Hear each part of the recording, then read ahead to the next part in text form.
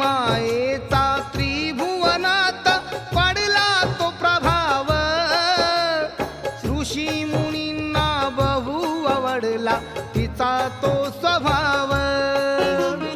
महिषासूर तो असुर मातला धरून कुभाव, तुळजा भवानी माता प्रगटली करण्यानी भाव. कुकर दैत्यानी या भूलोकी रणकंदन केले, या जगताचा राजा व्हावा त्याच्या मनी आले. शिव शंभूचे